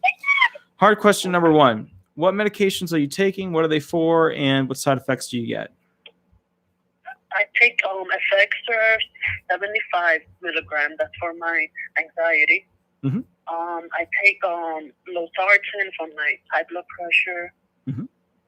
I take a multivitamin. I take my asthma medication, my inhalers. Oh, and I was on another during the hearing. I was taking another medication. I forgot the name of it. Oh God, it was a strong medicine. Mm-hmm. Oh, I forgot the name of it. But I told the judge because I was taking it at a time. Mm-hmm. It starts with an H. I forgot the name of it. Okay, so starts with an. All right, so let's go through this real quick. So we don't know all of our medications. We're probably not totally sure what each one is for. And do we have at least 2 side effects per medication that we're ready to go ahead and? Yeah, that's the same thing I told the judge. The medicine that I'm taking is so sleepy. So I'm tired all the time. Mm-hmm. I wake up and like after 10 minutes of like helping my daughter get ready to go to school, I'm tired and I go back to sleep. And I'm always sleeping because I'm so tired. Because I'm always drowsy with the medicines that I'm taking. Mm-hmm. And it's like I have no energy to do nothing. I don't cook. She asked me also that what I do as soon as I wake up. And I said, well, I have to wake up my daughter to go to school. Even though I don't want to wake up, but I have to do it because if I don't do it, then they're going to call ACS on me because it has happened to me that they call ACS on me because I wasn't taking my daughter to school because I don't go outside. Okay. So I have to do it now, you know? Okay. So I do that. I try to get ready in the morning. Mm-hmm. And she asked me if I cook in the morning. I said no because she eats at school, my daughter. So she said, what about your baby? Because I have a 2-year-old. Mm-hmm. And I said, well, we wake up. Well, we'll eat Oreos or something like that. But no, I don't cook. And sometimes her father brings us food, and that's how I really eat. So you told the judge that you wake up and eat Oreos with your kids? Yeah, it's the truth. I told her the truth. Okay, that's fine. Maybe a little rough. Did you have a female judge or a male judge? No, female judge. Oh God! Potentially. All right, so this is what I'm thinking here. I know that you had your hearing, so running more hearing questions with you isn't going to be a situation where it's kind of water over the dam. I know other people can learn from your answers and things like that. I'm sorry, Walter, to interrupt you, but you know what else she did ask me? Sure. I traveled to Puerto Rico. Sure. And she asked me about that. She said that why did I travel? Because supposedly if I can't go outside, how did I travel? And I told her, well, the only reason why I did travel is because my family said that they were going to do a spiritual thing over there in Puerto Rico for my depression and stuff. Mm-hmm. So I told her that as well. That was the only reason why we traveled to Puerto Rico, to do that thing, to get rid of my depression. Well, why do you think she was asking about where you traveled and why you traveled? Because of that, because I said that I don't go outside, so how am I traveling, right? Mm-hmm. Anxiety based, and why physically did she ask about it? To see if I could move around. Well, to see how long you could sit while you were traveling. I'm sure you took a plane, right? Yeah, but she didn't ask nothing about how long I was sitting. She just said that what was the reason for my travel. Mm-hmm. And I told her, my family did like a spiritual healing for me, so to get rid of my depression and anxiety. Mm-hmm. Okay, gotcha. And I told her, I said everything how it is. I said the truth about everything. Okay, well, that's good. That's good. All right, so what we're looking at here, let's do this instead of me running questions with you, since you've already had your hearing. What things that were happening during the hearing struck you as odd that you have questions about? You know what struck me as odd? That my lawyer said, okay, I'm going to ask you a question during the hearing, and I want you to say that you see things. Like I was telling her, sometimes one day I did see something pick up my daughter and throw her on the floor. Mm-hmm. I said that to my judge, and she said that she wants me to say that in court. Mm-hmm. And she didn't ask me nothing in court. And then at the end of the hearing, I asked her, but you said you was going to ask me a question. She said, I didn't have to ask you because you already said it. But I don't remember saying it. Maybe I did say it, but to be honest, I don't remember saying that. Okay. So You did say it. You said that you see things, but to be honest, I don't remember saying it. okay, when you talked about, I'm assuming you talked about hallucinations during the hearing, correct? I think it was that she was saying that I have to say I hallucinate. Okay. Do you actually hallucinate? I don't know if it was a hallucination because I did see something pick up my daughter and throw her on the floor, and she was crying afterward. When you have these things happen to you, do you hear voices at all? I do. I told her that I do hear a voice telling me that I'm so fat and I'm so stupid and I can't do this and that. I said that as well. Are these voices, are they male or female? Both. Okay. What do the voices tell you? That I'm stupid, that I'm fat, that I don't deserve to be eating food, that I'm a bad mother, that they're going to take the kids away from me. Okay. It's bad. And I said that to the judge too, that I'm so scared that he said he's going to take the kids from me because my doctors keep telling me that they're going to call ACS because I can't be saying things like that. I can't be saying I'm hearing things. Mm-hmm. And I remember I said that to the judge. She's like, oh, don't worry, nobody here is going to call ACS on you. Tell me this. When you were in the hearing, how long did your testimony take? Like 30 minutes or 45 minutes. Okay. Were most of the questions from the judge or your attorney? The judge. My attorney didn't speak at all. The only time she spoke was at the beginning when they were saying a lot of codes and stuff, and she was giving the brief, like you said. Mm-hmm. Well, the judge was mostly talking to me. Okay. All right. So things that I'm hearing that are worrying me. First and foremost, your attorney, it doesn't sound like, countered a lot of the questions that the judge asked. Is that correct? No, she didn't. Correct. All right. So the main reason you hire an attorney, aside from getting medical evidence, aside from getting forms in and doing all that junk, is to do basic. We don't really trust what the original answer was. We don't think the original answer was correct. Therefore, here's the more solidified answer. So let's say that, the first question that came from the judge was a question that said, okay, do you like music? And you're like, yeah, I love music. I love, going to music shows and big events and seeing things, and it's amazing. And, guitars, I can play guitars. And then your attorney comes in later and asks the question, when was the last time you were at a music event, a festival? Oh, it's been 10 years. When was the last time you played guitar? Oh, it's been 15 years. Do you currently own a guitar? No, I don't own a guitar. That would be the counter, right? So you have the initial line of questioning, and then you have the counter arguments to that. If you don't have an attorney bringing up counter arguments to what you were saying, you got a problem. So let me ask you this. What questions did the judge ask that made you feel like you answered something in a way that would be negative towards your claim? When she asked me about the traveling, but you know what's the problem? That the lawyer told me that she was going to ask me that. She's like, she's going to ask you about your traveling, and she's going to ask you, like, what you do during the day. Mm-hmm. And I told the lawyer the same thing. I told you that I did go to Puerto Rico for that, for the spiritual stuff. Mm-hmm. Actually, they asked me that, the judge asked me that. And that was, what was the question they asked me again? Were there things that the judge brought up that made it seem like you weren't as impaired as you actually are? Oh, yeah, she said, I remember her saying, in my records it says that your doctors are telling you that they want you to go back to work. Why haven't you gone back to work? She said it like that. And I said, well, they're saying this? Like, I didn't know that. That's what my doctors were saying. I said, I don't know. Okay.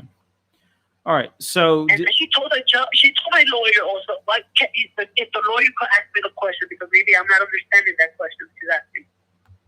Okay. But I really didn't understand because I didn't know that my doctors are saying that they want me to go back to work. How many people live in your household? Just me and my two daughters. What are the ages of the two daughters? 10 and 2.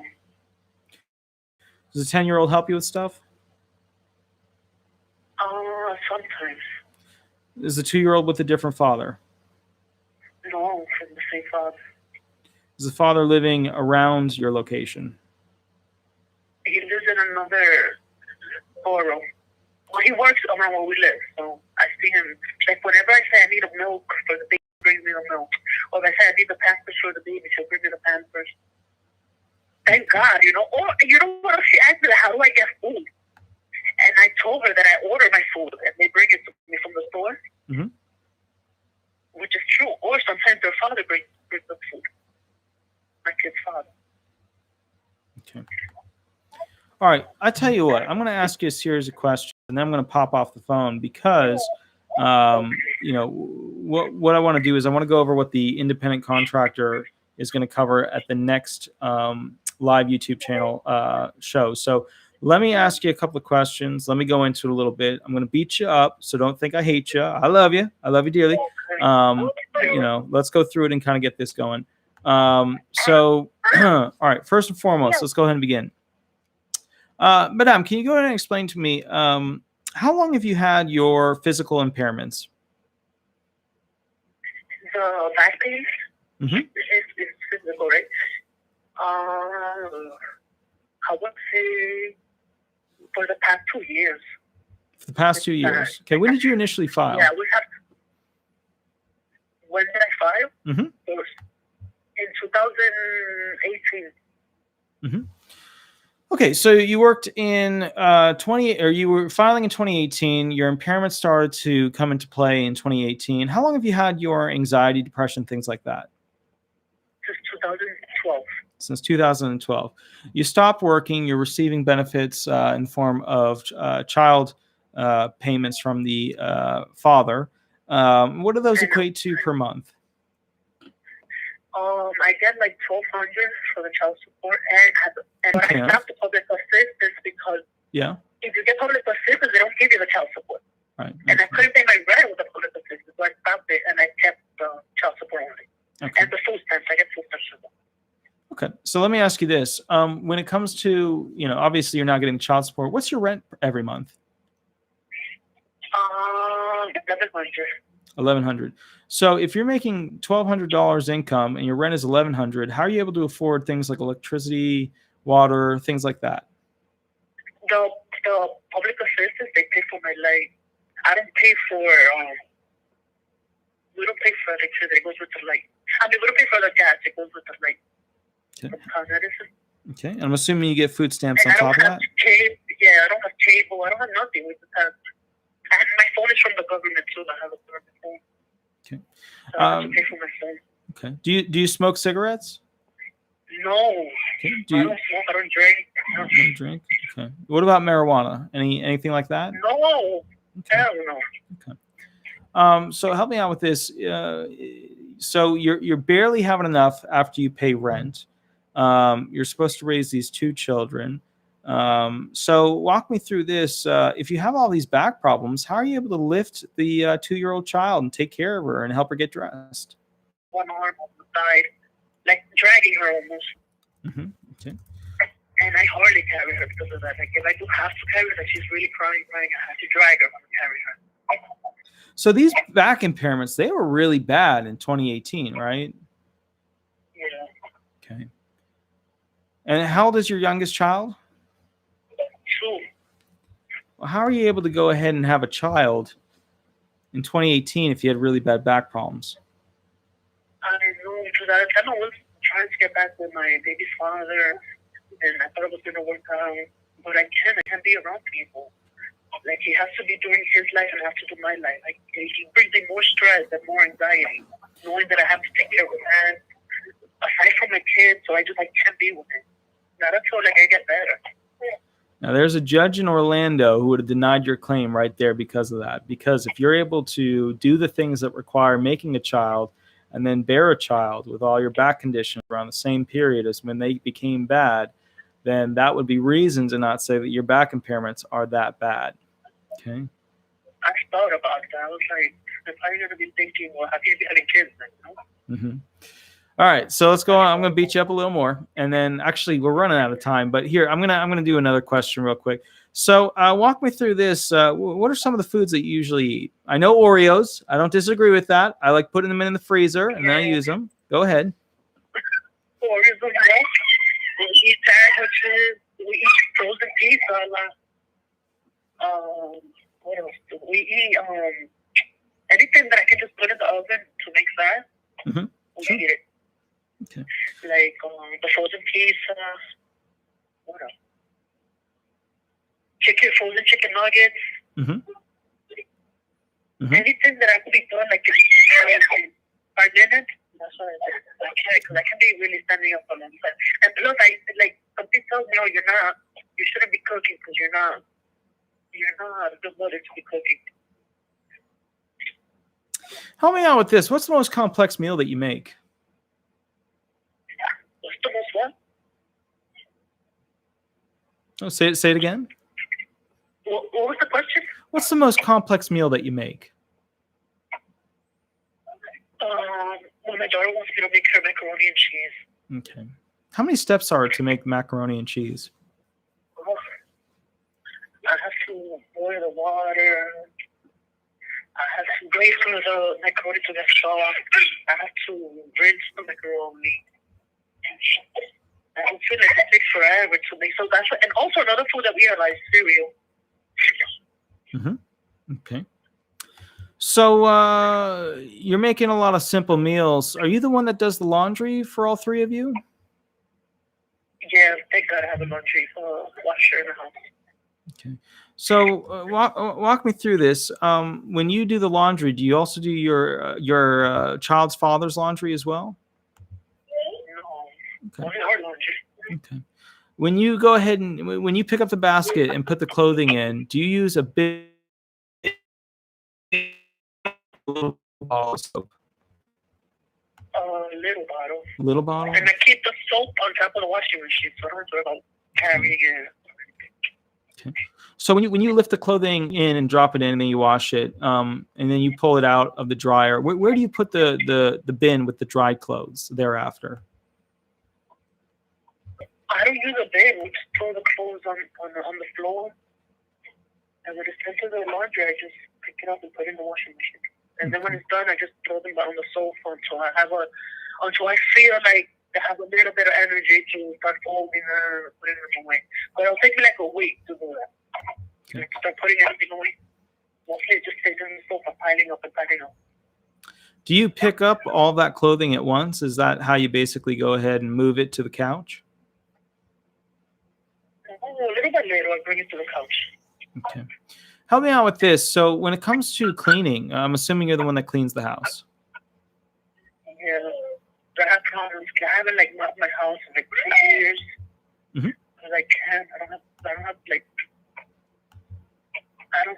what do you call it? The energy, or if I start deep cleaning like that, I wish I could do a real big cleaning, but I know the next day my back's gonna be out. Mm-hmm. I'm gonna be out for 2 or 3 days. Mm-hmm. If I do a big cleaning. I wish I had somebody that would come to the house and help me do it. Okay. What kind of a vacuum do you have? I don't have a vacuum. Do you use a duster? I just have the broom. Okay. I have a broom and a duster, but I haven't broomed my house in 10 years. Okay, gotcha. Okay. All right. Let me ask you this: when it comes to, for example, having to pay bills, do you know how to pay bills? Do you have any issues with paying bills? No, thank God. My kid's father, he's the one that pays my rent. Which is, I really don't even deal with money, because whatever money that he gives me, he really doesn't give me money. Mm-hmm. The money that is for the child support, he uses to pay the rent. So I don't deal with no money. The only money that I could say I have is my food stamp. But I don't even use my card, because when I order food, they already have my food stamp card in the store. I have my keeper. So they take the stuff from there, give me my food. If you receive the benefits, how would you use them?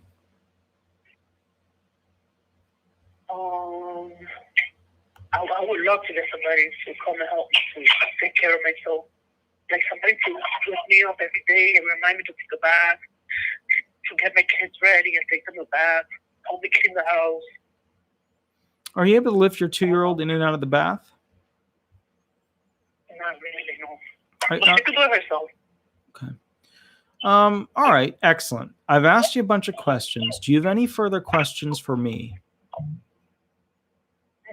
No. Just that, but thank you for telling me to call them tomorrow and trying to Perfect. get my own record. Okay, good. All righty, well, Madame, it was wonderful meeting you. I'm going to catch up with you tomorrow, and make sure you give me a call, and then make sure you have an email ready for me to send the form over. Okay, I will. Thank you so much. Thank you so Have a much. good night. Good night. Bye-bye. Okay.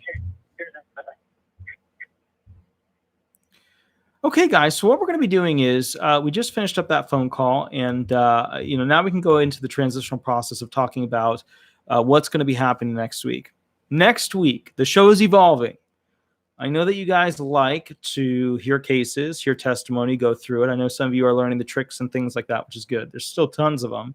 We haven't even gotten into the complex stuff yet, but I'm trying to keep it simple because otherwise it's going to scare a lot of people away from this whole live thing actually developing. So let's talk quickly about what's going to happen next time.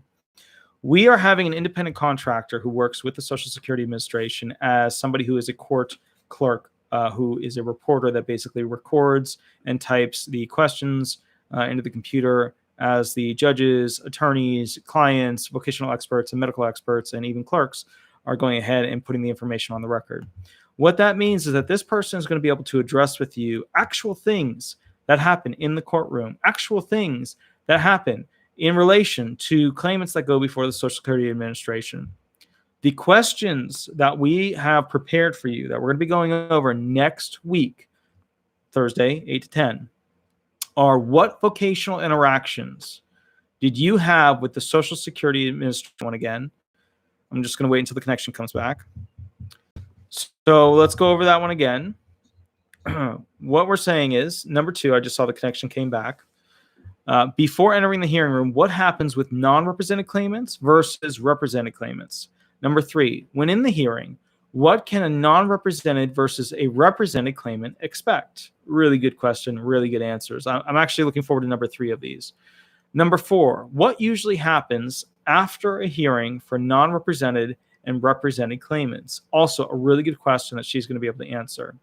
Number 5, what are the top 5 mistakes claimants can make when going to their OHO ALJ hearing? What are the top 5 mistakes? And this is from the perspective of somebody who's always sitting in a courtroom with these judges. So this is a perspective that's really incredible because they're getting to see a lot more behind the scenes stuff that which I don't traditionally get to see. Now, obviously, they have to limit their answers to make, it has to be within a certain level of discretion for the information. But this person is going to share with you some of the details that you need to know so that you can understand what's happening, from their perspective about the situation. Are they hired directly by the SSA? No, they're hired by a third-party company to be provided as a court reporter.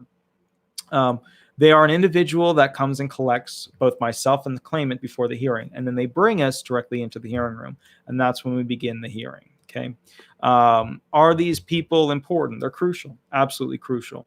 Are these people usually very knowledgeable, extremely knowledgeable? They spend a lot of time interacting with the judges, the vocational experts. They know everybody. So that's kind of what we're dealing with on a next show kind of situation. I'm really excited about this because we're going to be bringing in more people to interview, and we're going to be using different programs to kind of split screen.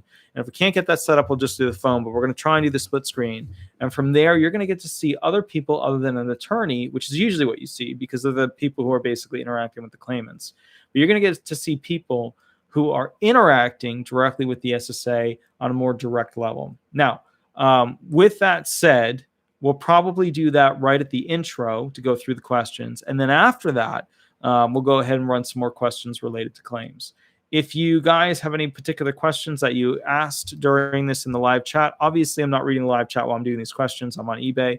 So with that said, I didn't get a chance to look at them. So my big thing here is I will try to get back to some of those questions and answer them for the next thing. We obviously used up pretty much all the time talking to claimants.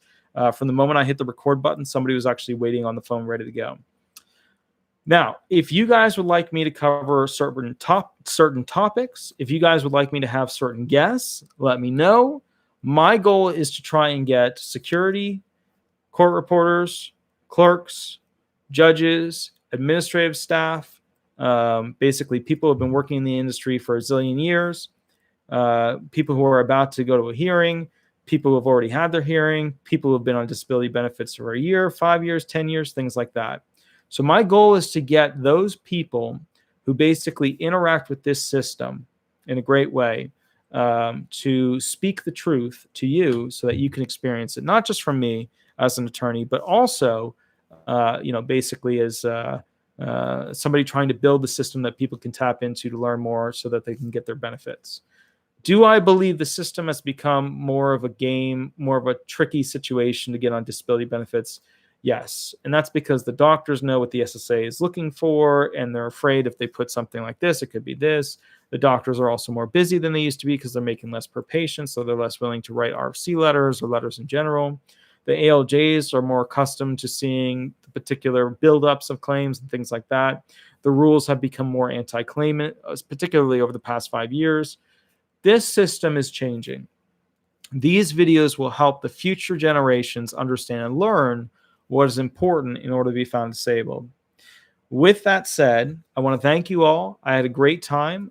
Going forward, if you have any questions, you can always shoot me an email. Keep in mind, I am representing a ton of people right now, so if I don't get a chance to answer you right away, I'll try to catch up with you in the videos for that next Thursday.